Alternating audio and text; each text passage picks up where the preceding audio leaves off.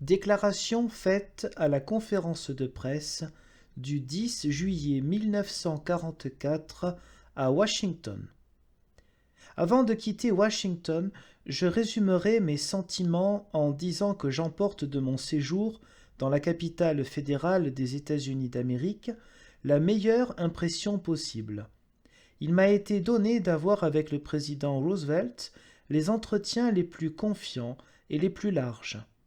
J'ai pu d'autre part prendre contact avec plusieurs secrétaires d'État, notamment avec M. Cordell Hull, des sous-secrétaires et assistants secrétaires d'État, des membres éminents du Congrès, en particulier M. le sénateur Connally et M. le représentant Solblom, le général Marshall, l'amiral King, le général Arnold, un grand nombre de fonctionnaires, des membres éminents des états-majors généraux et beaucoup d'autres hautes personnalités. Je crois donc que nous avons atteint le but principal que le président Roosevelt et moi-même avions fixé à ce voyage, c'est-à-dire des conversations franches et objectives sur les graves questions qui intéressent en commun les États-Unis et la France, cette grande guerre et après la guerre. Je suis sûr que, désormais, le règlement de tous les problèmes communs qui se posent et se poseront au gouvernement américain et au gouvernement français, à mesure du progrès des armées alliées et plus tard à mesure de la réorganisation du monde, sera plus facile parce que maintenant nous nous comprenons encore mieux. Nous avons à réduire à la capitulation totale l'Allemagne et le Japon, puis à construire un univers meilleur, dans lequel la solidarité internationale ne soit pas seulement un mot, mais bien une chose pratique et organisée dans l'intérêt et le respect des droits de tous.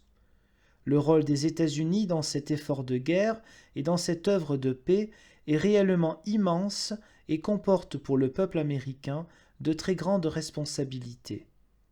Le président Roosevelt m'a parlé de tout cela avec une largeur de vue, une connaissance des problèmes et un idéalisme qui m'ont particulièrement frappé.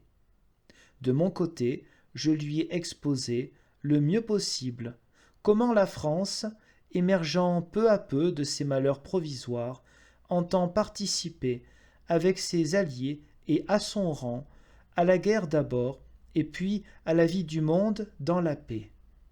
Il existe un élément séculaire et traditionnel qui doit être au plus haut point utile dans tout ce qui nous reste à faire en commun. Cet élément, c'est la bonne vieille amitié franco-américaine. Or, j'ai trouvé ici cette amitié bien vivante, et 1000 preuves émouvantes m'en ont été données.